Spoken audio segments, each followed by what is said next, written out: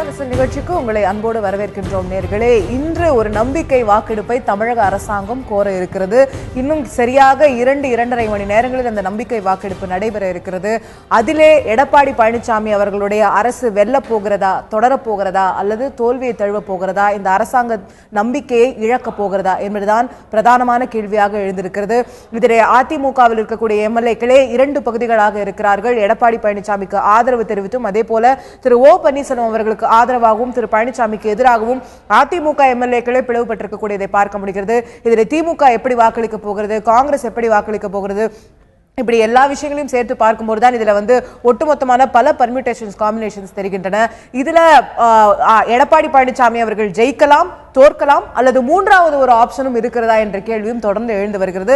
இன்றைய நம்பிக்கை வாக்கெடுப்பு பற்றி விரிவாக இன்றைய நிகழ்ச்சியில் நாம் விவாதிக்க இருக்கிறோம், அலச இருக்கிறோம். அதற்காக நம்மிடையே அரசியல் விமர்சகர், ஆய்வாளர் திரு ப்ரொஃபசர் ராம மணிவண்ணன் அவர்கள் இணைகிறார். உங்களை இந்த நிகழ்ச்சிக்கு அன்போடு வரவேற்கின்றேன். நான் அவரிடத்தில் விரிவாக கருத்துக்களை கேட்பதற்கு முன்னால், கூவத்தூரில் இருக்கக்கூடிய அந்த ரெசார்ட்டில் சட்டமன்ற உறுப்பினர்கள் ஒவ்வொருவராக இந்த நம்பிக்கை வாக்கெடுப்புக்காக சட்டமன்றத்தை நோக்கி ஏற்கனவே புறப்பட துவங்கிவிட்டார்கள். அதை நாம் நேரலையாக அது குறித்த தகவல்களை பெறலாம். கூவத்தூரிலிருந்து நம்முடைய செய்தியாளர் கசாலி இணைந்திருக்கிறார். அவரிடம் கேட்கலாம்.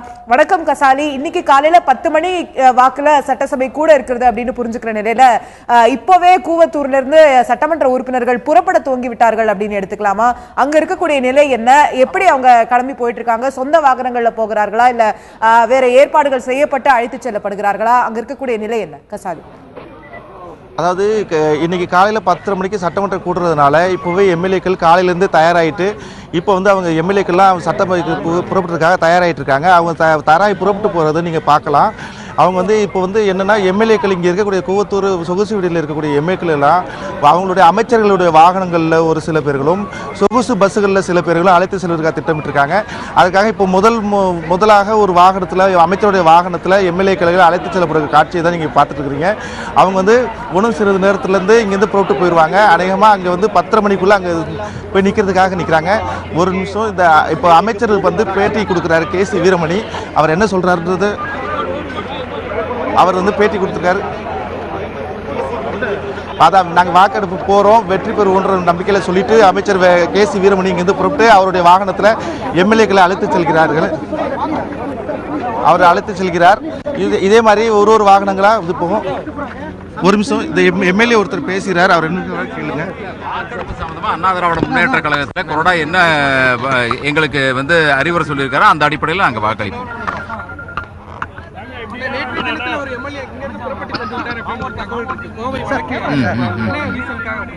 அதான் நீங்க டிவிலேயே போடுறீங்க, அது சொல்லிட்டேன். எல்லா பக்கம் தொலைக்காட்சியில் வந்துருச்சு. இப்போ உங்களை எம்எல்ஏ ஒருத்தர் பேசுனதை கேட்டிருப்பீங்க. அவங்க நாங்கள் வாக்கெடுப்பாக போகிறோம், எங்கள் வாக்கெடுப்பு வெற்றி பெறும்ன்ற மாதிரி சொல்லியிருக்காங்க மேடம். கூவத்தூர்ல இருக்கக்கூடிய எம்எல்ஏக்கள் வாகனங்களில் ஏறி சட்டமன்றத்தில் வாக்கெடுப்புக்காக, நம்பிக்கை வாக்கெடுப்புக்காக புறப்படக்கூடிய நேரடி காட்சிகளை நாம் பார்த்து வருகிறோம். பல்வேறு அமைச்சர் பெருமக்களும் சட்டமன்ற உறுப்பினர்களும் அங்கிருந்து கூவத்தூர்ல இருக்கக்கூடிய அவர்கள் இந்த பிரச்சனை துவங்கியது முதல் கிட்டத்தட்ட 9 நாட்களாக தங்கி வந்திருந்த அந்த கூவத்தூர் ரெசார்ட்டிலிருந்து தற்போது புறப்பட்டு கொண்டிருக்கிறார்கள் இந்த நம்பிக்கை வாக்கெடுப்புக்காக. அதற்கான நேரடி காட்சிகளை பார்க்க முடிகிறது. நிச்சயமாக பலத்த காவல்துறையினுடைய ஏற்பாடுகளும் பாதுகாப்பு ஏற்பாடுகளும் கூட செய்யப்பட்டிருக்கின்றன. சட்டமன்ற வளாகத்திலும் சரி, கூவத்தூரிலும் சரி, அதற்கான விஷயங்களும் நிச்சயமாக அவர்கள் பாதுகாப்பாக செல்வதற்கான அனைத்து ஏற்பாடுகளும் செய்யப்பட்டிருக்கும் என்று நாம் புரிந்து கொள்ளலாம். வரிசையாக அவர்களுடைய வாகனத்தில், குறிப்பாக அமைச்சர்களுடைய வாகனங்கள் தற்போது அந்த கூவத்தூர் ரெசார்ட்டிலிருந்து வெளியே வந்து கொண்டிருக்கக்கூடிய காட்சிகளை நாம் பார்க்கிறோம். அமைச்சர்களுடைய வாகனங்களிலேயே சில சட்டமன்ற உறுப்பினர்களும் செல்கிறார்கள் அப்படிங்கிற தகவலையும் நம்முடைய செய்தியாளர் கசாலி நமக்கு தெரிவித்திருந்தார். அங்க இருக்கக்கூடிய சட்டமன்ற உறுப்பினர்கள் செய்தியாளர்களிடம் பேசும்போது ஒரு நம்பிக்கையை தான் தெரிவிக்கிறார்கள். இந்த நம்பிக்கை வாக்கெடுப்பில் நாங்கள் வெல்வோம் என்ற நம்பிக்கையை அவர்கள் தொடர்ந்து தெரிவித்து வருகிறார்கள். இது பற்றிய மேலும் பல விவரங்களை தொடர்ந்து நாம் நேரடியிலும் பெறலாம். நான் ப்ரொஃபசர் மணிவண்ணன் அவர்கள்ட்ட கேட்க விரும்பக்கூடிய விஷயம், இன்னைக்கு தேதிக்கு பார்க்கும்போது அவர்கள் சொல்லக்கூடிய விஷயம் படி திரு எடப்பாடி பழனிசாமி அவர்களுக்கு 122 எம்எல்ஏக்களுக்கு குறையாம ஆதரவு இருக்கு அப்படிங்கறத பாக்குறோம். சோ இதே நிலை தொடருமையானால் இந்த நம்பிக்கை வாக்கெடுப்புல அரசாங்கம் வென்றுவிடும் அப்படிங்கிற நிலை தான் இன்னைக்கு பிரதானமான ஆப்ஷனா பார்க்க முடிகிறதா, இல்ல வேற ஆப்ஷன்ஸ் பாசிபிள் நினைக்கிறீங்களா? இப்ப இன்றைய நிலைப்பாடு, இப்பொழுது நிலவரப்படி மதிப்பிற்குரிய எடப்பாடி பழனிசாமி அவர்களுடைய ஒரு அணி அவர்கள் அதிமுகவில் 2 அணிகளாக பிரிந்து நின்று இப்பொழுது இருக்கும்போது ஒரு பெருவாரியான வாய்ப்பு இருப்பாக தான் பார்க்கப்படுகின்றது. ஆனால் இதில் நிறைய யூகங்கள் என்பதை விட எந்த நிலையில் இந்த வாக்கு நடத்தப்படுகின்றது, 15 நாட்கள் கவர்னர் 15 நாட்களுக்குள் நீங்கள் இது நிரூபிக்கலாம் உங்களுடைய பெரும்பான்மை என்று சொல்லும் பொழுது 2 நாட்களுக்குள் நடத்தும் பொழுதே கூட இதில் ஓ பன்னீர்செல்வம் அவர்களின் அணிக்கு ஒரு வாய்ப்பு என்னென்றால் அவர்கள் கோர்ட்டுக்கு சென்றிருந்தால் அந்த சீக்ரெட் பேலட் என்ற ரகசிய வாக்கெடுப்பு என்ற ஒரு முறைக்கு ஒரு பதிவாக ஒரு வாய்ப்பு கிடைத்திருக்கும். அதை அவர்கள் ஸ்பீக்கர் கிட்டயும் கவர்னர் கிட்டயும் அவங்க கோரிக்கை வச்சிருக்காங்க. அது கோரிக்கை அது சட்ட ரீதியாகவே அவர்கள் சென்றிருக்கலாம். அவ்வாறு சென்றிருந்தால் கோர்ட்டுக்கான முயற்சிகளும் எடுத்தாங்கன்னு நினைக்கிறேன். பட் ஈவினிங் ஆயிருச்சு, லேட் ஆயிருச்சு. ஒருவேளை அவசர வழக்கா எடுத்திருக்க வாய்ப்பு இருக்கா, ஒருவேளை இன்னைக்கு காலையில கூட வர வாய்ப்பு இருக்கான்னு தெரியல. அப்ப ஏன்னா இந்த ஒரு சூழல் என்பது இது ஒரு பெரும் ஒரு அரசின் நம்பிக்கை என்பதை விட கடந்த பெருமளவில் மக்களின் எதிர்பார்ப்பு எவ்வாறு அரசாங்கம் அமைய வேண்டும், மக்களின் சிந்தனை நீரோட்டங்கள் இது எல்லாற்றையும் பார்த்துத்தான் ஒரு அரசை ஒரு அங்கீகாரம் என்பது அரசின் அங்கீகாரம் வெறுமனே வாக்கெடுப்பு என்று சொல்லும் பொழுது அதை ஏற்றுக்கொள்ளலாம். பிறகு கடந்த ஒரு சில மாதங்களாக என்பதை விட கடந்த 2 வருடங்களாகவும் இப்பொழுது இருக்கின்ற ஒரு அரசியல் சூழலில் வாக்கெடுப்பு என்பது பிரதானமாக ஒரு சட்டமன்றத்தில் மட்டுமே வாக்கெடுப்பு மக்கள் அளவில் எவ்வாறு எந்த வகை ஏற்படுத்தும் அங்கதான் ஒரு சாமானியனா ஒரு கேள்வி எனக்கு எழுது. அதுதான் சாதாரண மனுஷனா நம்ம இந்த ஒரு விஷயத்தை பார்க்கும்போது சட்ட ரீதியான விஷயங்கள் வேறையா இருக்கலாம், நீங்க நிச்சயமா விளக்குவீங்க. பட் ரொம்ப ஒரு காமன் மேனோட குவெஸ்டின் என்னன்னா, நான் வாக்களிக்க போறேன் ஒரு தேர்தல்ல அப்படின்னு சொல்லும்போது, எனக்கான தேர்தல், நான் வாக்களிக்கக்கூடிய தேர்தல் வரும்போது பல விதிமுறைகள் இருக்கிறது. நான் என்னுடைய ஓட்டுக்காக பணம் பெறக்கூடாது, வேற எந்தவித இன் கேஷ் ஆர் கைண்ட் வேற எந்தவித ஒரு உதவிகளையும் நான் வாக்களிப்பதற்காக பொருள் உதவிகளை பெற்றுக்கொள்ள கூடாது, வாக்காளர்களை ஒரே வாகனத்துல கட்சிக்காரர்கள் அழைத்து செல்லக்கூடாது அப்படிங்கறதெல்லாம் விதிகள் இருக்கு. அதே போல என்னுடைய வாக்கை ரகசியமாக வைத்திருப்பதற்கு எனக்கு உரிமை இருக்கிறது. இப்படி எல்லாம் ஒரு சாதாரண ஜெனரல் எலெக்ஷனுக்கு எங்களுக்கு இவ்வளவு ரூல்ஸ் இருக்கும்போது இது சட்டமன்ற உறுப்பினர்களுக்கு பொருந்தாதான்ற கேள்வி சாமானியர்கள் கிட்ட. இது நம்முடைய ஒரு யதார்த்தமான நீங்க கேட்கிற கேள்வி ஒரு சாமானிய மனிதனுடைய ஒரு கேள்விகள் ஒரு நியாயமான கேள்விகள் தான். ஆனால் ஒரு யதார்த்தமான அரசியல் சூழலில் எல்லா நீதி சார்ந்த விஷயங்களும் சமூகம் சார்ந்த வினாக்களும் கூட மக்களுக்குத்தானே ஒழிய அரசியல் தலைவர்களுக்கோ அரசியல் பெருந்தலைவர்களுக்கோ கிடையாது. இது நடைமுறையில் என்று இப்போ எப்பொழுது நீங்கள் வாக்குக்கு பணம் என்று சொல்லும் பொழுது கூட முதல்ல இது ஆரம்பித்தவர்களே அரசியல்வாதிகள் தான். மக்களுக்கு இது இப்பொழுது தொடங்கியது கிடையாது. மக்கள் சென்று எங்களுக்கு ஒரு சிறிதளவு பணம் கொடுங்கள், நாங்கள் வாக்களிக்கின்றோம் என்று கேட்கவும் மாட்டார்கள், கேட்பதும் கிடையாது. அதை இப்பொழுது ஒரு பழக்கம் என்பதை விட மக்களை அடிமைப்படுத்தி விட்டார்கள் அவர்களை.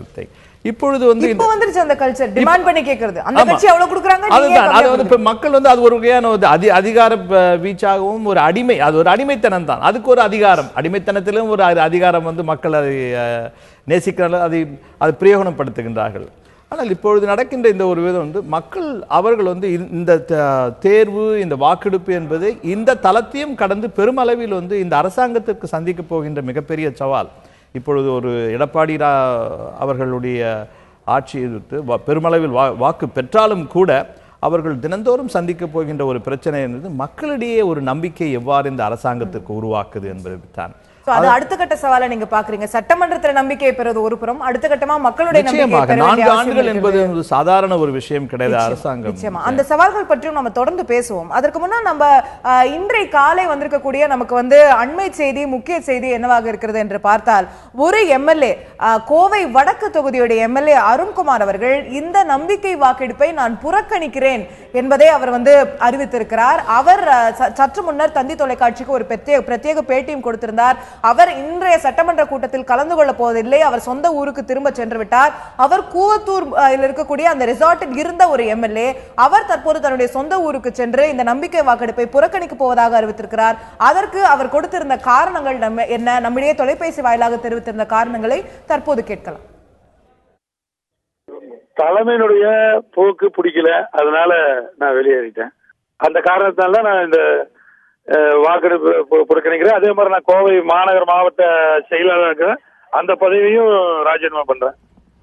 அங்க ஒன்றும் பிரச்சனை இல்லை. நாங்கெல்லாம் ஒற்றுமையா இருந்து ஒரு முடிவு எடுக்கணும்னு நினைச்சு அங்க ஒன்றுபட்டு இருக்கிறோம், அவ்வளவுதான். வேற அங்க ஒன்றும் இது கிடையாது. அது மாதிரி நீட்டா டீசெண்டா நடந்துக்கிறோம். அதெல்லாம் ஒன்றும் அங்க பிரச்சனை கிடையாது.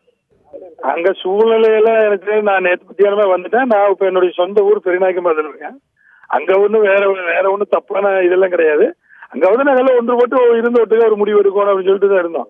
வேற மாதிரி அங்கெல்லாம் வேற எந்த விதமான இது கிடையாது. இல்லாட்டி நான் இப்ப வந்திருக்க முடியுமா அங்க ஊருக்கு? அதெல்லாம் ஒன்றும் பிரச்சனை இல்லை. அது மாதிரிலாம் இல்லை, அங்கெல்லாம் நல்லா இருக்கு. அது மாதிரி கிடையாது. பட் எனக்கு பிடிக்கல அந்த தலைமை புரட்சித்தலைவர் எம்ஜிஆர் இந்த இயக்கத்தை தோற்றுவித்து மக்கள் என்ன நினைக்கிறாங்களோ அது மாதிரி இந்த இயக்கம் ஒரு மக்கள் இயக்கமா இருந்தது. அதை வந்து அம்மா அதுக்கு பின்னாடி கட்டி காப்பாத்தி இன்னைக்கு இந்தியாவிலேயே 3வது ஒரு பெரிய கட்சியை கொண்டு வந்து 50 எம்பிக்களை இன்னைக்கு தேர்ந்தெடுத்து இந்த கட்சியை சிறப்பா வழிநடத்தாங்க. அவங்க மறைவுக்கு பின்னால் இன்னைக்கு போயிட்டு இருக்க போக்கு வந்து எப்படி இருக்குன்னு உங்களுக்கே தெரியும். இது மக்கள் ஏற்றுக்கொள்கையில, மக்கள் மனசாட்சி ஏற்றுக்கொள்ள, மக்கள் மனசாட்சிப்படி, என்னுடைய மனசாட்சிப்படி சுயமா இந்த முடிவு எடுத்தேன். என்னுடைய மனசாட்சி, என்னுடைய தொகுதி மக்கள், என்னுடைய ஊர் மக்கள் இவங்க எல்லாம் என்ன சொல்றாங்களோ அதை தான் நான் கேட்டாகணும். அது அடிப்படையில் நான் நினைக்கிறேன். இந்த கட்சியில வேற யாராவது போட்டிருந்தாங்கன்னா அந்த பிரச்சனை இருக்காது. அவங்களே கொண்டு வந்து திணித்துறாங்க, குடும்ப ஆட்சிங்கிறாங்க. அதை மக்கள் ஏற்றுக்கொள்ளாதவே திரும்பி மக்கள்கிட்ட திணிக்கிறாங்க. கட்சி தொண்டர்கள் ஏற்றுக்கொள்ளாத கட்சி தொண்டருக்கு திணிக்கிறாங்க. அதுதான் பிடிக்கலங்கிற நாங்க. வேற என்ன இந்த கட்சியில தப்பு? அது பிடிக்கல. அது எவ்வளவு நாளைக்கு நீ தாங்கிறது? இது இந்த சூழ்நிலையே வந்து மீறி இப்படி பண்றதுக்கு வரும்போது உனக்கு எப்படி சரியாகும்? அது அந்த மன அழுத்தத்தில் தான் நான் வந்துட்டேன், அவ்வளவுதான், வேற ஒன்றும் கிடையாது. அது இவங்களை நீக்கிறாங்க, இவங்க நீக்கிறாங்க, நேற்று இவங்க நீக்கிறாங்க. இதுக்கெல்லாம் நான் பதில் சொல்ல முடியாது. என்னுடைய மனது மக்கள் எண்ணம் அறிந்து மக்களுடைய இது பிறகு நான் நடக்கிறேன், அவ்வளவுதான். கட்சி தொண்டர்கள், அடிமட்ட தொண்டர்களுடைய கருத்து என்னவோ, விருப்பம் என்னமோ அதை நான் நிறைவேற்ற, அது என்னுடைய கடமை.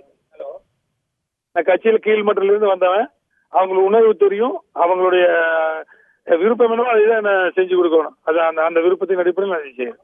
கட்சியின் அவைத்தலைவர் வந்து பொதுச் செயலாளர் நீக்கிறதுக்கு அதிகாரம் இருக்குன்னு தெரியல. அதை பத்தியெல்லாம் நான் போக விரும்பல சார். எனக்கு வந்து தலைமையுடைய போக்கு பிடிக்கல. 30 நிலைமை அவ்வளவுதான். மற்ற வரையில அப்புறம் பார்ப்போம். கோவை வடக்கு தொகுதியுடைய எம்எல்ஏ அருண்குமார் அவர்கள் தொலைபேசி வாயிலாக நமக்கு தெரிவித்திருந்த கருத்துக்களை தான் நாம் இவ்வளவு நேரமாக கேட்டுக்கொண்டிருந்தோம் நேர்களே. அவர் சொல்லக்கூடிய பிரதானமான விஷயம், எனக்கு கட்சியில் நடக்கக்கூடிய விஷயங்கள் பிடிக்கவில்லை, குடும்ப ஆட்சி போன்ற சில குற்றச்சாட்டுகளை அவர் முன்வைக்கிறார். அந்த மாதிரியான விஷயங்கள் இருக்கும்போது இதில் நான் பங்கெடுக்க விரும்பல, நான் திரும்ப என்னோட ஊருக்கு வந்துட்டேன், நான் மக்கள் சொல்றதை கேட்டுட்டேன் அப்படின்றது அவரோட பாயிண்ட் ஆஃப் வியூவா இருக்கு.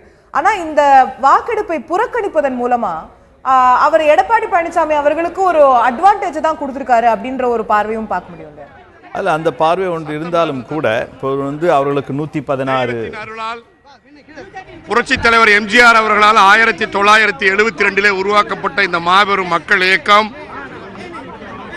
புரட்சி தலைவர் எம்ஜிஆர் 3 முறை முதலமைச்சராக இருந்து தமிழகத்திலே நல்லாட்சி செய்த இந்த மக்கள் இயக்கம், புரட்சி தலைவி அம்மா அவருடைய சீரிய தலைமையிலே சிறப்பாக செயல்பட்ட இந்த மக்கள் இயக்கம், அம்மாவின் இந்த ஆட்சி தொடர்ந்து தமிழகத்திலே நடைபெறும். எக்காரணம் கொண்டும் திராவிட முன்னேற்றக் கழகம் தமிழகத்திலே ஆட்சி கட்டிலே அமர்வதற்கு மானமுள்ள எம்ஜிஆர் தொண்டன், அம்மாவின் தொண்டன் ஒருபொழுதும் சத்தியமாக அனுமதிக்க மாட்டார். தொடர்ந்து அம்மாவின் ஆட்சி தமிழகத்தில் ஒற்றுமையாக செயல்படும். இதுதான் அனைத்து இந்திய அண்ணா திராவிட முன்னேற்ற கழகத்தினுடைய உண்மையான நிலை. நன்றி, வணக்கம்.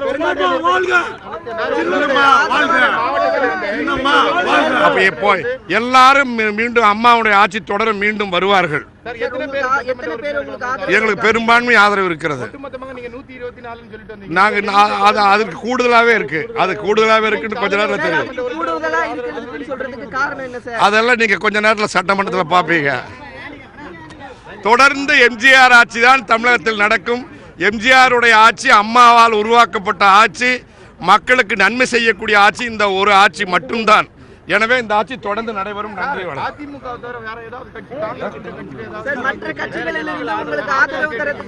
மற்ற கட்சிகள் ஆதரவு கொடுத்தால் வரவேற்போம். ஆனால் அதிமுகவுக்கு போதுமான பலம் உள்ளது. நன்றி.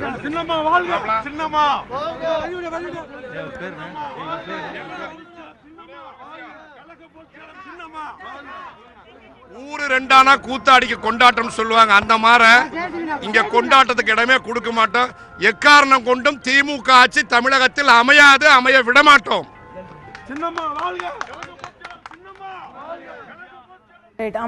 அமைச்சர் திரு பொள்ளாச்சி ஜெயராமன் அவர்கள் செய்தியாளர்களை சந்தித்து பேசிய காட்சிகளை நாம் பார்த்தோம். தொடர்ந்து இந்த ஒரு நம்பிக்கை வாக்கெடுப்பில் வெற்றிதான் பெறுவோம் என்பதற்கான மீண்டும் மீண்டும் நம்பிக்கைகளை அவர்கள் தரப்பில் இருக்கக்கூடியவர்கள் தொடர்ந்து தெரிவித்து வருவதை நாம் பார்க்கிறோம். இதுல மற்ற கட்சிகளுடைய ஆதரவு கிடைத்தால் வரவேற்போம், ஆனால் அதிமுகவுடைய ஆதரவே எங்களுக்கு போதுமானதாக இருக்கிறது, போதுமான எம்எல்ஏக்கள் இருக்கிறார்கள் என்பது அவர் முன்வைத்த ஒரு கருத்தாக இருந்தது. கோவை வடக்கு தொகுதி எம்எல்ஏ அருண்குமார் இன்று காலை மிகப்பெரிய பரபரப்பை ஏற்படுத்தியிருக்கிறார். இன்று 10 மணிக்கு மேல் நடைபெற இருக்கக்கூடிய நம்பிக்கை வாக்கெடுப்பில் நான் பங்கேற்க மாட்டேன், அதை புறக்கணிக்க போகிறேன் என்று அறிவித்திருக்கிறார். அதற்கான காரணங்கள் என்ன என்பதையும் அவரே தெரிவித்திருக்கிறார். அவர் கூவத்தூரில் தங்கியிருந்த ஒரு சட்டமன்ற உறுப்பினர் என்பது குறிப்பிடத்தக்கது. அவர் இன்றைய நம்பிக்கை வாக்கெடுப்பை புறக்கணிப்பதற்கான காரணங்கள் என்ன, அவர் தந்தி டிவிக்கு அளித்திருந்த பிரத்யேக பேட்டியை தற்போது பார்க்கலாம். தலைமையினுடைய போக்கு பிடிக்காத காரணத்தினால் நான் இன்று வாக்கெடுப்பில் கலந்து கொள்ளவில்லை. அதே போல நான் கோவை மாநகர் மாவட்ட அனைத்து இந்திய அண்ணா திராவிட முன்னேற்ற கழகத்தினுடைய மாவட்ட கழக செயலாளராக இதய தெய்வம் புரட்சித் தலைவர் அம்மாவால் நியமிக்கப்பட்டேன். அந்த பொறுப்பையும் இன்று முதல் நான் ராஜினாமா செய்கிறேன். புரட்சித் தலைவர் எம்ஜிஆர் இந்த இயக்கத்தை மக்கள் இயக்கமாக தோற்றுவித்து 3 முறை ஆட்சியை பிடித்து மக்களின் மனதில் நீங்காத இடம் பிடித்து, அதேபோல புரட்சித் தலைவர் அம்மா அவர்களும் இந்த கழகத்தை புலிவோடு வழிநடத்தி இந்தியாவிலேயே 3வது ஒரு பெரிய கட்சியாக கிட்டத்தட்ட 50 நாடாளுமன்ற உறுப்பினர்களை வைத்து இந்த கட்சியை சிறப்பாக வழிநடத்தினார். எங்களை போன்றவர்களுக்கெல்லாம் அந்த கட்சியில் ஒரு பெரிய கௌரவம் கொடுத்து எங்களை போன்ற தொண்டர்களுக்கெல்லாம் ஒரு ஊக்கப்படுத்தி வழிநடத்திய அந்த இதய தெய்வம் அம்மா அவருடைய மனசாட்சிப்படி அம்மா அவருடைய நீக்கப்பட்டவர்கள் எல்லாம் இன்று இந்த கட்சியில, ஒதுக்கி வைக்கப்பட்டவர்கள் எல்லாம் இந்த கட்சியில இன்று தலைமையேற்று நடத்துகிறார்கள் என்ற ஆதங்கமும் மக்களுடைய விருப்பப்படியும் கழகத்தினுடைய தொண்டர்கள், அடிமட்ட தொண்டர்களுடைய விருப்பப்படியும் அவர்களுடைய மனசாட்சியாக இன்று நான் இதை அறிவிக்கின்றேன். மேற்கொண்டு நீங்க வந்து ஓபிஎஸ் அதெல்லாம் பின்னாடி பார்ப்போம். எல்லாத்தோட பேசிட்டு அவங்களுடைய நடவடிக்கை பார்த்து அது பின்னாடி முடிவெடுக்கும். கோவை வடக்குடைய சட்டமன்ற உறுப்பினர் அருண்குமார் தெரிவித்த கருத்துக்களை நாம் பார்த்தோம். நான் இடைவேளைக்கு முன்னாடி உங்ககிட்ட கேட்ட கேள்விதான் ப்ரொஃபசர். இவரு அருண்குமார் அவர்கள் இதை புறக்கணிப்பதனால அட்வான்டேஜ் யாருக்கு? இது வந்து எதற்காக புறக்கணிக்கின்றார் என்பது அவர் சொல்லும் பொழுது தலைமையை பற்றி விமர்சனம் செய்கிறார். அப்பொழுது சொல்லும் பொழுது அவருடைய வார்த்தைகளிலும் அவருடைய ஒரு தோரணை இப்பொழுது இருக்கின்ற ஒரு பிரதானமாக இருக்கின்ற இபிஎஸ் மற்றும் இபிஎஸ் சார்ந்த நிழல் அரசாங்கம் என்பதை பற்றித்தான் அவர் சொல்லுகின்றார். அவ்வாறு அவர் சொல்லும் பொழுது நேரடியாக அவர் சட்டமன்றத்துக்கு வந்து அது மக்களுக்கு இவர்கள் சொல்லும் பொழுது தலைமை பிடிக்கவில்லை என்று சொல்லும் பொழுது உங்களுக்கு மக்கள் தானே தேர்ந்தெடுத்தார்கள். மக்கள் புறக்கணிக்க சொல்லுவதே கிடையாது.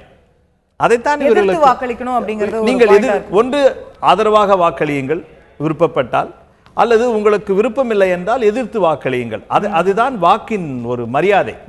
நீங்கள் புறக்கணிப்பு என்று சொல்லும் பொழுது புறக்கணிப்பதற்காக மக்கள் உங்களை தேர்ந்தெடுப்பது. அவ்வாறு புறக்கணிப்பது என்பது ஆப்சன்டேஷன் சொல்லும்போது நீங்கள் சட்டமன்றத்திற்கு வந்து நீங்கள் புறக்கணிக்கலாம். புறக்கணிப்பு சொல்லும்போது ஆப்சன்ட், நடுநிலை வகிப்பது. அவ்வாறு எந்த நிலையுமே நடுநிலை வகிச்சாலுமே கூட என்னுடைய கேள்வி என்னன்னா, 234 நம்முடைய சட்டமன்றத்துடைய ஸ்ட்ரென்த், அதுல ஜெயலலிதா அவர்கள் இல்ல 233, ஸ்பீக்கர் வாக்களிக்க மாட்டாரு 232. அப்போ இவரும் இப்போ அருண்குமார் அவர்களும் இல்லன்னு சொல்லும் போது 231 ஆகுது. 231ல மெஜாரிட்டி என்ன அப்படின்னு பார்க்கும்போது 116 115 ஓட்டு இருந்தா போதும் ஆகுது. அப்போ 117 இருந்த நம்பர் இன்னைக்கு 116 115 வந்து நிக்குதுன்னு சொல்லும்போது அது பழனிசாமி அவர்களுக்கு அட்வான்டேஜ் தானே? இவருடைய புறக்கணிப்பு மூலமா அது அவருக்கு அட்வான்டேஜ் தான். இல்ல, ஒரு விதமாக ஒன்று இவருக்கு இத்தகைய ஒரு ஆழமான கருத்துக்கள் இருக்குமாயின் அதற்கான ஒரு எதிர்ப்பு நிலைப்பாடு எடுக்க முடியாத ஒரு சூழலாக பின்புறமாக இருப்பதாகத்தான் நான் பார்க்கின்றேன். ஒன்று இவருக்கு அது இந்த எதிர்ப்பு நிலை என்பதில் ஒரு மாற்று கருத்து கிடையாது. இத்தகைய தலைமை எனக்கு வேண்டாம் என்று சொல்லும் பொழுது ஒன்று நீங்கள் எதிர்க்க வேண்டும் அல்லது ஆதரித்து அவ்வாறு அந்த நிலையில் இருக்க வேண்டும், அல்லது இரண்டுமே செய்யாமல் நான் ஒரு நிலைப்பாடு எடுக்கிறேன் சொல்லும் பொழுது அதற்கான ஒரு அழுத்தம் கூட, அதுவும் ஒரு அரசியல் தான். இதுல இன்னொரு சந்தேகமும் எழுது. இப்போ கொறடாவுடைய உத்தரவு, அதிமுக கொறடாவுடைய உத்தரவு நேற்றுக்கு ஆதரிச்சு வாக்களிக்கணும் அப்படிங்கறதுதான் கொறடாவுடைய உத்தரவாக இருக்கிறது. எதிர்த்து வாக்களித்தால் அந்த கொறடாவுக்கு எதிராக போய்விட்டார்கள், டிஸ்குவாலிபிகேஷனோ பதவி இழப்போ நடக்குமா அப்படின்ற கேள்வி எழுந்து வருது. இப்போ நடுநிலை வகிச்சால் புறக்கணிச்சாலுமே அந்த கொறடா உத்தரவுக்கு எதிராக போனதா கணக்கு வருமா இல்ல வராது? இல்ல, ஒன்று வந்து நீங்கள் அனைவரும் சட்டமன்றத்திற்கு வர வேண்டும், பிறகு வந்து அந்த அணியின் சார்ந்து நீங்கள் வாக்களிக்க வேண்டும் சொல்லும்போது அதான் இந்த பீவட் என்பார்கள். அதுதான் இவர்கள் வந்து அதனுடைய மைய கருத்தாக அதனுடைய எடுத்து செல்லப்படுகிறது. இதை அவர்கள் வந்து எவ்வாறு இவர்கள் இந்த கட்சியின் அணியில் இருந்து தலைமையிலே கூட இந்த அறிவுரைகள் பரிந்துரைக்கலாம். ஒன்று, உங்களுக்கு விருப்பமில்லை என்றால் எதிரணியில் சென்று சேர வேண்டாம், அல்லது தற்காலிகமாக நீங்கள் புறக்கணித்து சென்றால் எங்களுக்கு ஒரு ஏற்பு நிலை. இது ஒரு சமாதான பேச்சுக்கு கூட அடித்தளமாக இருக்கலாம். இதைத்தான் நான் ஒரு முழுமையான ஒரு அரசியல் என்னென்ன நிலவரங்கள் அமையக்கூடும் என்பது சார்ந்து சொல்கிறேன். பிறகு சட்டப்படி பார்க்கும்போது இவருக்கும் இப்ப பதவி போகிறதுக்கான அனைத்து வாய்ப்புகளும் இருக்கு. ஆனால் இது எவ்வாறு இதை விமர்சனம் செய்கின்றார்கள்? அடுத்த ஒரு வாக்கெடுப்புக்கு பிறகு இந்த வாக்கெடுப்பில் இவர்களுக்கு இபிஎஸ் அவர்களின் எடப்பாடி அவர்களின் அணியில் தோல்வி ஏற்பட்டாலோ அல்லது மற்ற ஒரு எதிர்க்கட்சிகள் அனைத்தும் ஒன்று சேர்ந்து ஒரு வெற்றி பெறும் சூழலில் இவருடைய புறக்கணிப்பு என்பது இவர் சொல்லுகின்ற கருத்துக்கு ஒரு சாதகமாக அவருக்கு அப்பொழுதும் அந்த ஒரு நிலைப்பாடு உறுதியாக இருக்கும். ஆனால் ஒரு புறக்கணிப்பு என்பதை விட மக்களை தேர்ந்தெடுப்பது அதே நிலையில் மக்களுக்கு இந்த எலெக்ஷன் கமிஷன் கூட மக்கள் அதைத்தான் வேட்பாளர்கள் எங்களுக்கு பிடிக்கவில்லை, எங்களுக்கு நோட்டாவை அங்கீகாரம் எதற்காக இவர் அதை பிரயோகனம் படுத்துகின்றவர்கள் மக்களுக்கு அந்த உரிமையை அடித்தான் நன்றாக இருக்கும் என்று நினைக்கின்றேன். ரைட். சோ இதுல வந்து அடுத்த கட்டமா என்ன நடக்க போகிறது என்பதை பொறுத்திருந்து பார்க்க வேண்டியிருக்கிற திரையில் நாம் நேரலை காட்சிகளையும் தொடர்ந்து பார்த்து கொண்டிருக்கிறோம். அதிமுகவுடைய சட்டமன்ற உறுப்பினர்கள் தொடர்ந்து கூவத்தூரிலிருந்தும் அவர்கள் மற்றொரு இடத்தில் தங்கியிருந்த பூந்தண்டலம் என்ற இடத்திலிருந்தும் கிளம்பி அவர்களுடைய வாகனங்களில் வரிசையாக சாரையாக எம்எல்ஏக்களுடைய வாகனங்கள் சட்டமன்றத்தை நோக்கி படையெடுத்துக் கொண்டிருக்கக்கூடிய நேரடி காட்சிகளையும் நாம் தொடர்ந்து பார்த்து கொண்டிருக்கிறோம். தற்போது ஒரு சிறிய இடைவேளை எடுக்க வேண்டியிருக்கிறது. நேற்று திடீரென ஒரு சர்ப்ரைஸாக மயிலாப்பூருடைய சட்டமன்ற உறுப்பினர் நடராஜ் அவர்கள் நான் எடப்பாடி பழனிசாமி அவர்களுக்கு எதிராக வாக்களிக்க போகிறேன் என்று நேற்று ஒரு நிலைப்பாடு திடீரென்ற ஒரு சர்ப்ரைஸை ஏற்படுத்தியது. நம்பிக்கை வாக்கெடுப்பிற்கு இன்னும் சரியாக 2 மணி நேரத்திற்கும் குறைவாக இருக்கக்கூடிய சூழ்நிலையில் ஒரு பரபரப்பான அரசியல் சூழ்நிலைக்கு இடையே முதலமைச்சராக இருக்கக்கூடிய திரு எடப்பாடி பழனிசாமி அவர்கள் சிங்காரவேலரின் 158வது பிறந்த நாளை ஒட்டி அவருடைய உருவப்படத்திற்கு மலர் தூவி மரியாதையை செலுத்தி இருக்கிறார். இன்று காலை அதற்கான காட்சிகளையும் நாம் பார்த்துக் கொண்டிருக்கிறோம். கம்யூனிஸ்ட் இயக்கத்துடைய மிகப்பெரிய தலைவராக கருதப்படுபவர் சிங்காரவேலர் அவர்கள் பல்வேறு சமூக பிரச்சனைகளை எதிர்த்து போராடியவர். அவருடைய உருவப்படத்திற்கு அவருடைய பிறந்த நாள் அன்று முதலமைச்சர் எடப்பாடி பழனிசாமி அவர்கள் மரியாதை செலுத்தக்கூடிய காட்சிகளை நாம் பார்த்துக் கொண்டிருக்கிறோம். இன்றைக்கு ஏற்பட்டிருக்கக்கூடிய அரசியல் பரபரப்புகளுக்கு இடையே முதலமைச்சர் பழனிசாமி அவர்கள் இந்த ஒரு நடவடிக்கையும் மேற்கொண்டிருக்கிறார் என்பதை நாம் பார்க்கிறோம். நான் திரு ராமமணிவன் அவர்கள்ட்ட கேட்க விரும்புகிறேன். இந்த மாதிரியான சில சிம்பாலிக் ஜெஸ்டர்ஸும் இன்னைக்கு காலையில பார்க்க முடியுதா? தனக்கான சப்போர்ட்டை அதிகரித்துக் கொள்வதற்கும் இது போன்ற ஒரு ஜெஸ்டர்ஸ் உதவும் அப்படின்னு எடுத்துக்கலாமா முதலமைச்சரோட? இந்த இல்லை, நான் அதை எவ்வாறு பார்க்கவில்லை. இது ஒரு அரசியல் நாகரிகம் என்பதை விட ஒரு அரசியல் கடமை. நாம் வரலாற்றில் தமிழகத்திற்காகவும் நமது நாட்டிற்காகவும் பல வழிகளில் உழைத்தவர்கள், தியாகம் செய்தவர்களை நினைவு கொள்வது அதை செய்யவில்லை என்றால் தான் நாம் வினா எழுப்பி இருக்க வேண்டும். இப்போது தற்காலிக முதல் மந்திரியாக இருந்தாலும் கூட அதை அவர்தான் இப்ப முதல் மந்திரி. இன்னைக்கு தற்காலிகம்ன்ற வார்த்தை அவருக்கு பொருந்துமான்னு தெரியல. அவர் சீஃப் மினிஸ்டரா இருக்காரு, பலத்தை நிரூபிக்கிறதுக்கான ஒரு வாய்ப்பு இருந்தாலும் கூட அது செய்ய வேண்டியதை தான் செய்கின்றார் நினைக்கின்றேன். சோ அது ஒரு பாராட்டத்தக்க ஒரு ஜெஸ்டரா தான் நீங்க பாக்குறீங்க இன்னைக்கு காலையில அவர் செஞ்சிருக்க கூடியது அப்படிங்கிறது. அது அவருடைய ஒரு அரசின் கடமை. ஒரு அரசின் கடமை. ஒரு தமிழகத்தின் முதலமைச்சர் என்று சொல்லும் பொழுது ஒரு அரசின் கடமை என்று தான் நான் நினைக்கிறேன். நிச்சயமாக. சோ ஒரு அரசாங்கத்துடைய கடமையை நிறைவேற்றிருக்கிறார் அப்படின்றத பாக்குறீங்க. நம்ம திரும்ப இந்த நம்பிக்கை வாக்கெடுப்பு அப்படிங்கிற விஷயத்திற்கு வந்தோமே, ஆனால் இதுல நம்ம முன்பு பேசியது போல ஒருத்தர் நடுநிலை வகித்தால் அது ஒட்டுமொத்த அந்த கோரம் அப்படிங்கிற அதோட ஸ்ட்ரெங்த்தையும் குறைச்சிருது அப்படிங்கறத பார்க்கிறோம். சோ இப்போ இதுல திமுக காங்கிரஸ் உடைய நிலைப்பாடு என்னவா இருக்கும் நீங்க கணிக்கிறீங்க? அரசாங்கத்தை முழுமையாக எதிர்த்து வாக்களிப்பதுதான் நிலையாக இருக்குமா, இல்ல நடுநிலை வகிக்க வாய்ப்பு இருக்கிறது? அது ஒன்று, அவர்கள் இப்போ தெரிவித்து விட்டார்கள். நேற்றை இரவு இன்றைக்கு காலை வரை வருகின்ற செய்திகள் படி திமுகவும் காங்கிரஸ் கட்சியும் இந்த ஒரு தீர்மானத்திற்கு எதிராக, அரசின் தீர்மானத்திற்கு எதிராக இந்த வாக்கெடுப்பில் எதிராக வாக்களிப்பதாக அவர் காங்கிரஸ் கட்சியுடைய சட்டமன்ற கொறடா விஜயதரணி அவர்கள் நேற்று இரவு வரைக்கும் அளித்திருக்கக்கூடிய பேட்டிகள் எல்லாம் அவங்க என்ன சொல்லியிருக்காங்கன்னா, மத்திய காங்கிரஸ் தலைமையுடைய முடிவுக்காக காத்திருக்கிறோம், அதை தகுந்த மாதிரி நாங்க பண்ண போறோம்னு. சோ அவங்க ஃபைனலா ஒரு டெசிஷன் எடுத்துட்டு தான் நமக்கு அப்படித்தான் நான் நினைக்கிறேன். காரணம் என்ன வந்தால், இப்பொழுது ராகுல் காந்தி அவர்களுடைய ஒரு அவசரமான ஒரு அறிக்கை, பிறகு நேற்றைக்கு இரவு சட்டத்தரணி அவர்கள் சொன்ன பிறகு கூட இன்றைக்கு காலையில் ராகுல் காந்தியினுடைய ஒரு அறிக்கையும் நாம் கவனத்தில் கொள்ள வேண்டும். அவ்வாறு இருக்கும்போது ஒரு மத்திய தலைமை, மாநிலத்தில் ஒரு தலைமை மாற்று கருத்துக்கள் இருக்க வாய்ப்பு கிடையாது என்று தான் நினைக்கின்றேன் இன்றைய ஒரு காங்கிரஸ் கட்சியின் நிலவரப்படி. அதற்கு அப்பாலும் கூட திமுகவின் நிலைப்பாட்டில் ஒன்று அவர்கள் நாங்கள் நடுநிலை வகிக்கப் போகின்றோம் என்று சொல்லியிருந்தால் நேற்று வரை அதற்கான ஒரு முடிவுகள் தெளிவாக வகிக்கலாம், அல்லது என்ன நிலைப்பாடு என்று இருக்கலாம். ஆனால் இப்பொழுது அவர்கள் சொல்லும் பொழுது உறுதியாக இந்த தீர்மானத்துக்கு எதிராகத்தான் வாக்களிக்கப் போகின்றோம் என்று உறுதியாக சொல்லுகின்றார். எதிராகத்தான் வாக்களிக்கப் போகின்றோம் என்று சொல்லுகின்றார். சோ அநேகமா இப்போ திமுகவுடைய சட்டமன்ற உறுப்பினர்களோ காங்கிரஸோட சட்டமன்ற உறுப்பினர்களோ IUML இருக்காங்க. சோ கிட்டத்தட்ட அந்த 98 பேருமே அரசாங்கத்தை எதிர்த்து வாக்களிப்பதற்கான வாய்ப்பு தான் அதிகம் இருக்கிறதா நீங்க பாக்குறீங்க. இதுல இந்த கொறடா உத்தரவே செல்லுமா செல்லாதா அப்படிங்கிற ஒரு பெரிய பிரச்சனை நேற்று எழுப்பப்பட்டு விட்டது. மாஃபா பாண்டியராஜன் அவர்கள் அமைச்சராக இருந்தவர், அவர் சொல்றாரு அந்த கொறடாவாக இருந்தவர் மேலே இவர்களுடைய தரப்புல கட்சியில இருந்து நாங்க நடவடிக்கை எடுத்திருக்கோம், அப்ப அவர் தான் கொறடாவான்றதே பிரச்சனையாகி இருக்கிறது, அவருடைய உத்தரவு எதுவுமே சொல்லாது, தைரியமா அதிமுகவுடைய சட்டமன்ற உறுப்பினர்கள் அந்த உத்தரவை மீறி வாக்களிக்கலாம் அப்படிங்கிறது மாஃபா பாண்டியராஜன் அவர்கள் சொல்லக்கூடிய கருத்தா இருக்கு. திரு செங்கோட்டையன் அவர்கள் என்ன சொல்றாரு, இன்னைக்கு தேதிக்கு அவர் தான் கொறடா, அவருடைய உத்தரவு செல்லும், அவருடைய உத்தரவை பின்பற்ற வேண்டும்ங்கிறது அவருடைய கருத்து. இது நான் ஒரே ஒரு தெளிவான ஒரு நிலைப்பாடு என்னவென்றால், இது முழுமையான கட்சி சார்ந்த விஷயங்கள் அவர்கள் சட்ட ரீதியாகவோ அல்லது கட்சிக்கு உள்ளாரவாகவோ அதை தீர்மானித்துக் கொள்ள வேண்டும். அதையும் கடந்து இதை அரசு சார்ந்த விஷயங்களை தீர்மானிக்க வேண்டிய ஒரு சூழலில் கட்சி சார்ந்த விஷயங்களை கொண்டு ஒரு குழப்பமான ஒரு சூழலை உருவாக்கியுள்ளதால் அதற்கான விளக்கங்கள் நம்முடைய இதை ஒரு கட்சி தளத்திலேயே ஒரு பேசியோ அல்லது சட்ட ரீதியாகவோ தீர்மானிக்க வேண்டிய ஒரு விஷயங்கள். இதுல கட்சி ரீதியான சில கேள்விகளும் கூட எழுது, அதிமுகவுடைய உள்கட்சி பிரச்சனைகளும் எழுது, நம்ம அது குறித்து விரிவாக பேசலாம். இன்றைய நடக்கக்கூடிய நம்பிக்கை வாக்கெடுப்பில் எப்படி வாக்களிப்பார்கள் சட்டமன்ற உறுப்பினர்கள், அந்த சட்டமன்றத்திற்குள் என்ன நடக்கும், என்ன ப்ரொசீஜர், என்ன நடைமுறைகள் பின்பற்றப்படும், அது குறித்த ஒரு செய்தி தொகுப்பை தற்போது பார்க்கலாம்.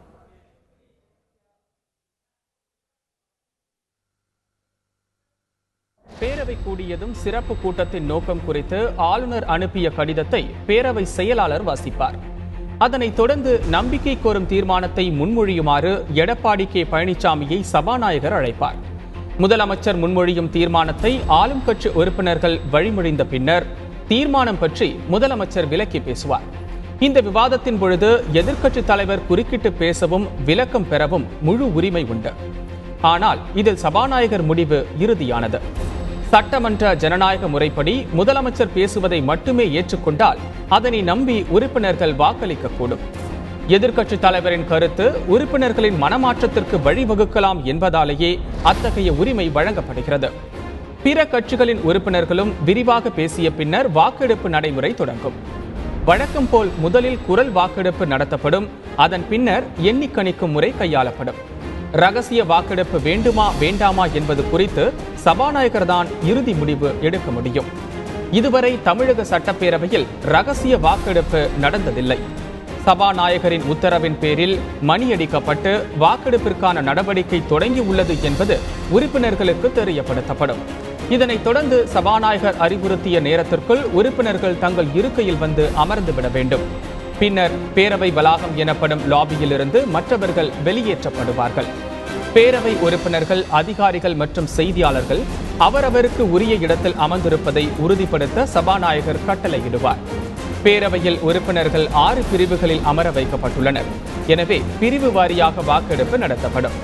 முதலமைச்சரின் தீர்மானத்தை ஆதரிப்பவர்கள் எழுந்து நிற்கலாம் என்று கேட்டுக்கொண்டவுடன் அந்த முடிவில் இருப்பவர்கள் எழுந்து நிற்பார்கள். அவர்களது பெயரை பேரவை செயலாளர் குறிப்பிட்டு பதிவேட்டில் ஏற்றிய பிறகு தீர்மானத்தை எதிர்ப்பவர்கள், நடுநிலை வகிப்பவர்கள் என்று அடுத்தடுத்து அந்த பிரிவில் இந்த முறை பின்பற்றப்படும். இதேபோல் 6 பிரிவுகளிலும் வாக்கெடுப்பு நடத்தப்படும். ஆதரவு, எதிர்ப்பு மற்றும் நடுநிலை என்று வாக்களித்தவர்களின் எண்ணிக்கையை சபாநாயகர் அறிவிப்பார். தீர்மானத்தின் வெற்றி தோல்வியை சபாநாயகர் அறிவிப்பார். உடன் அன்றைய நடவடிக்கைகள் முடிந்துவிடும். இன்று சட்டமன்றத்தில் நம்பிக்கை வாக்கெடுப்பு எப்படி நடைபெற போகிறது, அதை படிப்படியாக நாம் பல்வேறு விஷயங்களை பார்த்தோம். தற்போது சட்டமன்றம் அமைந்திருக்கக்கூடிய தலைமைச் செயலக வளாகத்திலிருந்து நேரடியாக நம்முடைய செய்தியாளர் பாஸ்கர் நம்மிடையே இணைந்திருக்கிறார். தற்போது அங்கு இருக்கக்கூடிய சூழ்நிலை குறித்தும் அவரிடம் கேட்டறியலாம். வணக்கம் பாஸ்கர். நம்ம கூவத்தூரிலிருந்து அதிமுகவுடைய எம்எல்ஏக்களுடைய கார்கள் வரிசையாக புறப்பட்டு சட்டமன்றத்தை நோக்கி படையெடுத்துக் கொண்டிருக்கக்கூடிய காட்சிகளை பார்க்கிறோம். சட்டமன்ற வளாகம் தற்போது எப்படி காணப்படுகிறது? அங்க அதிமுகவுடைய இல்ல மற்ற கட்சிகளுடைய சட்டமன்ற உறுப்பினர்கள் யாரேனும் வர தொடங்கி விட்டார்களா? அங்க இருக்கக்கூடிய காவல்துறையுடைய பாதுகாப்பு எப்படி இருக்கிறது? அங்க இருக்கிற சூழ்நிலை குறித்து சொல்லுங்க பாஸ்கர். தலைமைச் செயலகத்துக்கு 1500 போலீசாரோடு 5 அடுக்கு பாதுகாப்பு போடப்பட்டிருக்கிறது. தமிழக சட்டப்பேரவையினுடைய சிறப்பு கூட்டமானது 11 மணிக்கு தொடங்குகிறது. உள்ளே அனுமதிக்கக்கூடிய அனைத்து வாகனங்களும் சோதனைக்கு உட்படுத்தப்படுகிறது.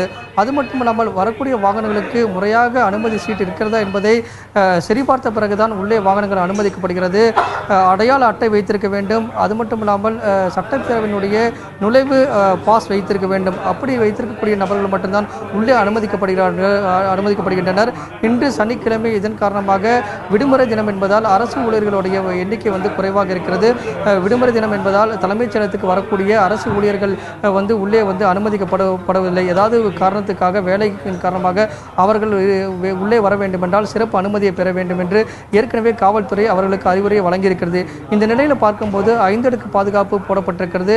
நீங்கள் கேட்டது போல சட்டமன்ற உறுப்பினருடைய வருகை தற்போது வரை இல்லை. சரியாக 11 மணிக்கு தான் சட்டப்பேரவை சிறப்பு கூட்டமானது தொடங்குகிறது. சட்டமன்ற உறுப்பினர்கள் தொடர்ந்து வந்த வண்ணம் இருக்கின்றனர். இருந்தபோதும் தலைமைச் செயலகத்துக்குள் இன்னும் வரவில்லை. ஒரு 10 மணி அந்த நேரத்தில் வருவதற்கான வாய்ப்புகள் அதிகமாக இருக்கிறது. சட்டமன்றத்தை சுற்றிலும் காவல்துறையுடைய பாதுகாப்பு வழங்கப்பட்டிருக்கிறது.